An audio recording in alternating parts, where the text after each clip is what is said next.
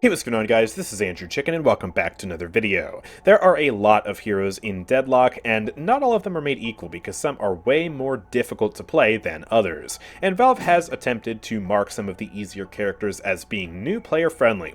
But there are still a lot of characters with this label, and honestly, some of them don't even really make that much sense. Like, what the heck is Kelvin doing there?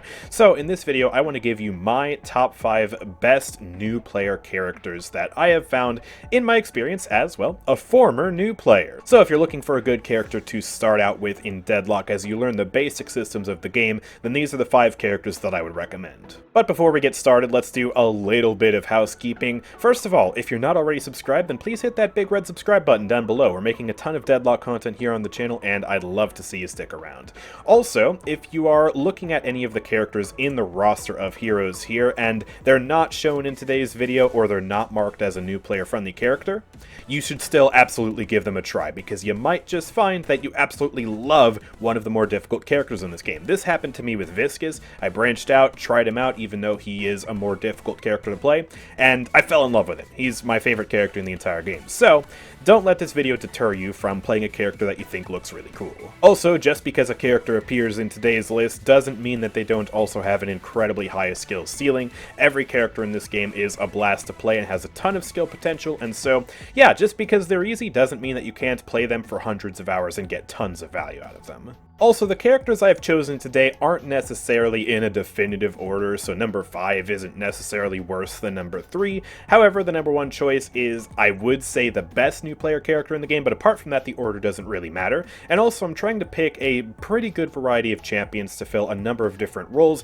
depending on your experience with different games before, and also what you're intending to try and learn in Deadlock. So let's start off with my number 5 pick, and that is Haze. Haze is an excellent character to try if you're a new player who has a lot of experience in shooter games like Overwatch or Marvel Rivals or Valorant, anything like that. She is very gun focused, and she has abilities that seem pretty intuitive if you're coming from these types of games. So first of all, hey, she's got the Overwatch color scheme, and honestly a lot of her abilities kind of play like Overwatch abilities. So you've got, of course, some dual SMGs here that do pretty big damage, especially if you are able to hit those headshots consistently. We also, of course, have the Sleep Dagger, which does take a little bit of skill to hit on fast-moving targets, but it will basically neutralize an enemy and allow you to escape them, reposition, or you can just sleep them and then gun them down and hit some easy shots. Very simple ability, very effective. She also has a movement ability that allows her to go invisible like this, which, yeah, is very nice for just moving around the map undetected, and, again, pretty easy to use. Her third ability here actually isn't an active ability at all. This is just a passive that rewards you with even more gun damage for hitting an enemy consistently. You see how that number above their head goes up? That's basically bonus damage that I'm getting on these weapon shots. So, yeah, that is a very nice ability, very easy to use because it requires basically no forethought at all. You just shoot the enemies, you get value. And finally, we have the ultimate, which is very similar to Reaper's ultimate from Overwatch. You press this button and die, die, die! And it does a lot of damage. Very easy to use. Basically, everyone in an area of effect around Haze will be taking a metric crap ton of damage. And, yeah, it is pretty simple, pretty effective, and pretty fun. So Haze is a simple, fun character, and if you're someone who has a lot of shooter experience, she will feel right at home. You'll feel really good playing this character, and she is just a nice, easy sort of gun platform character that you can use to learn about the item store, learn about the different mechanics of the game without having to worry too much about a character with crazy abilities. At number 4, we have Abrams, and Abrams is the type of character who you want to play if you're looking to tank it up, if you want to play a big, beefy character in this game, and he's also a really good character for teaching you the ins and outs of the melee system because he's a very up-close and personal character. So Abrams is a very big, beefy guy. He is focused on tanking it up and being the front line for his team, and he's got some pretty powerful crowd control abilities as well. His primary fire is a shotgun. Pretty easy to use, not difficult to aim, does have a long reload time though, but yeah, it's a shotgun. Nothing more else to really be said about that. His first ability allows him to leech life from enemies within a short range around him, which is very helpful for keeping himself alive, and that combos with his third ability, which, like Haze, is another one of those passive abilities where you don't have to think too much. You just upgrade it, and it'll regenerate a portion of incoming damage over time, making you even tankier. You'll be able to heal up a lot of incoming damage with that. His second ability is his charge. It allows him to pin somebody into a wall, and it stuns them if you do hit them into a wall, which means you can easily follow up and hit a big heavy melee attack just like that, which is pretty nice. It's very good crowd control, and when you pair it with his up-close damage, when you pair it with his leech, he is able to really just wrestle with enemies and absolutely destroy them. And finally, his ultimate. Very easy to use. Just pop up into the sky, you fly up here, and then you can crash down and stun people in a large radius. Again, lining them up for some melee attacks, or possibly lining them up to be pinned down and stunned again with your shoulder charge. So mechanically, Abrams is relatively simple. He's a big guy, he charges into the front line and punches people, but he also teaches you a lot about the melee system, because sooner or later, especially as you push up into ever so slightly higher ranks, people will start parrying you, meaning you'll have to become craftier with how you use your melee with Abrams. If you want to really get a good grasp of the melee system in this game, then Abrams will force you to learn to adapt to parries and also just get better at meleeing people in general. So he's really good about teaching those aspects in particular, and he's also somebody for the tank enjoyers out there, because yeah, he is really beefy, he can survive a lot, and that survivability also translates into ease of use, because if you're not dying all the time, then you're going to have a much easier time playing the game. At number 3, we have Dynamo, and Dynamo is the character for people who want to support their team. There are a few support-coded characters in this game who are able to support their team a little bit more than others, and Dynamo is probably the most clear-cut support in the game. So here's how he works. He has a pistol that he can use to rapidly shoot enemies, pretty easy to use. His first ability is a nice big AoE shockwave that gets much bigger as the game goes on, and you build up more spirit power. Dynamo is a pretty good character for teaching you how spirit power works to scale up certain abilities. And the rest of his abilities are focused on supporting himself and the team. So his second ability here allows him to become immortal and teleport over a short distance, and this will allow him to react to a bunch of scary ultimates and other powerful abilities in this game. And the neat thing that you can do is you can basically alt-fire it to bring a teammate with you. And this teaches you a few things. First of all, it teaches you how to not interrupt your teammates. You will definitely find out the hard way when is a bad time to use Quantum Entanglement, because your teammate will probably be like, Dynamo, what the heck?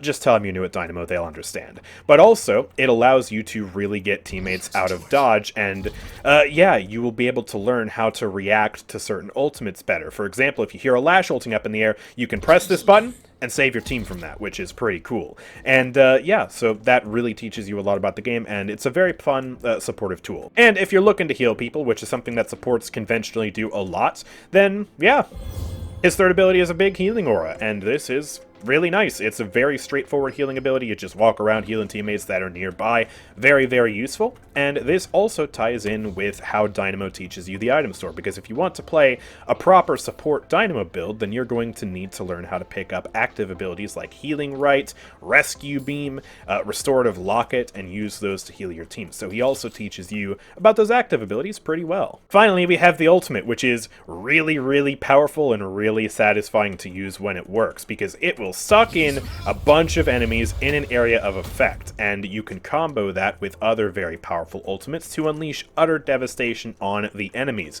But of course, you have to be close to the enemies to initially pull them in the first place, so it teaches you a lot about positioning and about combo play with your team, which is very, very good. You'll probably screw up a lot of your early Dynamo ults, but that's fine, because it's still, you know, the rest of his kit is very powerful, and you can still get value even without ulting as Dynamo. And it'll also teach you, not really the hard way, but it'll just teach you good habits about actually positioning yourself and comboing with your team, communicating with your team to make some plays happen. At number 2, we have Wraith, and like Haze, Wraith is another character who is really good if you have shooter experience, because she can be very gun-focused if you want her to be. She has a really good primary fire, and her third ability allows her to boost her fire rate and also the fire rate of other nearby teammates, allowing her to really shoot down a target with ease and destroy them. Look at all that damage, which is pretty nice. But Wraith also teaches teaches you a lot about the spirit system and how to do big wallops of spirit damage, because her first ability is the card trick, which basically fires out a projectile that follows her mouse and will explode on an enemy or terrain, dealing a burst of spirit damage. And so you'll want to learn how to scale up the spirit damage, and that'll require you to buy items like Mystic Burst, extra charge to get more charges of card trick, improved spirit, and stuff like that in order to really buff up your card damage. So she's a gun-focused character that is very easy to use to do damage just by shooting people, but you can still really learn about the spirit system and build up some big bursts of damage, which is an excellent thing to have. And she also has a really good, really easy to use movement ability that allows her to get out of dodge just by teleporting over there. Super simple to use, ties into the movement system very well, and also it can be used as a way to sort of teach you about the verticality of certain maps, because you can like teleport onto tall buildings, double jump like that, and you can get up there nice and easily. So it's really good for just exploring the map as well. It's generally just a really good movement ability to have. And then finally we have her ultimate, which is extremely easy to get value out of and is really good in a team fight. So it's not hard to use. As you can see, there's a bit of auto aim to it when it comes to actually casting the ultimate. It'll fire out a projectile, and then that projectile will stun the enemy, slam them into the ground, and then after that slam, it'll silence them and disarm them for 3 seconds. Really, really powerful crowd control ultimate to have. This is really good because in particular, it can cancel a lot of enemy abilities. So for example, if you see that a teammate is getting ulted by an evil Moe and Krill player, you can press E on that Moe and Krill and just knock him out of it, and then you and your teammates can focus him and kill him. Nice and easy. Wraith's ultimate is really good because it teaches you to recognize big enemy ultimate abilities and cast the E to cancel them and interrupt the enemies. And it's also really good because it allows you to just lock down a target to kill. You can press E on them and then hit them with all your abilities, and they should die very, very easily. So it's also very good for picking 1v1s and winning them. And finally, at number 1, we have Seven. Seven is always the go-to hero I recommend when someone is new and they're asking, hey, what's a nice, easy character that I can play to get started? Seven is extremely good because he's super easy to play, gets a lot of value, and also he is really good at farming, which is super important because a lot of new players honestly don't farm very well. They fall behind in souls, and they just end up not really gaining the power that they need in order to buy items and upgrade their character. And Seven pretty much fixes that because it is really, really easy to farm with him. His first ability is just a nice big AoE damage over time ball that will hit enemies as long as they are inside of the ball. It travels forward and it'll stop on terrain. And this is really, really good for farming these jungle camps because you can put one down and it'll just passively do damage to these guys and kill them, which is really, really good. And it's also good for farming these minion waves early in the lane as well. You can just throw a ball out, it'll do damage over them, tickle them, and it just applies a lot of pressure on the field and gets you a lot of souls. It's a really nice ability to have. Seven also has this stun ability, which is very easy to apply. Again, it's another sort of auto-aim cone like this. You just slap it onto an enemy, and it'll begin this wind-up, and once that circle reaches the middle, it will explode, stunning them and anyone in the radius around that circle there. And so, yeah, this is just a nice ability to have. You can use it to interrupt enemies, you can use it to scare them away, you can even use it to break certain ultimates. It's just a really powerful utility to have, and it's super easy to use. His right click is a gun buff that allows him to basically bounce damage between multiple targets, just like that. There's a nice extra chunk of spirit damage, and it's another really good tool for farming, because as you shoot enemies or shoot minions, you'll damage other minions around them and just sweep up all those souls for yourself. And it's another really good tool for clearing these camps, allowing Seven to get even more souls. And then finally, his ultimate lets him do this! The biggest area of effect in the game. It's a super huge zoning ult, and especially when you're new to the game, a lot of people don't really know how to counter that, and so they will just die. It is ridiculously easy to get value out of it as a new player. And even though Seven is ridiculously easy to use, he also teaches you a lot about the game. He teaches you how to farm effectively because you learn more about where these jungle camps are and how to farm them. He also teaches you about unsecured souls and what happens to unsecured souls if you end up dying with a big pile of them on you. So you got to be careful about that.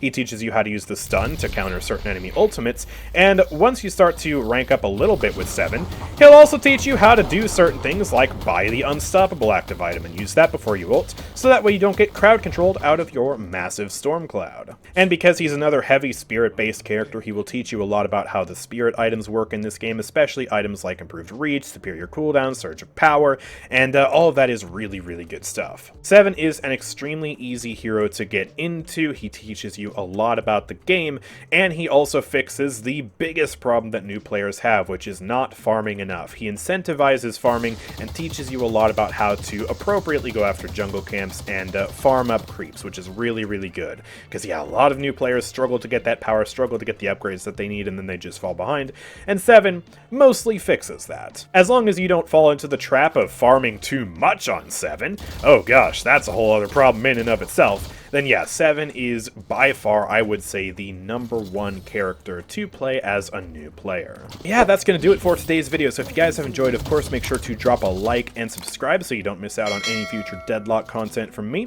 And yeah, also leave a comment down below about what you thought about the video. Do you agree with my list, or do you have any other really good new player hero recommendations? These are, in my opinion, the top 5 best new player heroes for teaching you the game, and also just having an easier time navigating the wild world of Deadlock. But of course, these aren't the only easy characters in the game, and so I'd love to hear your thoughts in the comment section down below. Lastly, if you want to go the extra mile and really help support the channel, consider becoming a member, linked down below in the description. You can choose your price, and you can gain access to a whole bunch of perks as a result, so I'd really appreciate it if you would check that out. But with all that being said, thank you guys for watching. I will see you all next time. Peace out.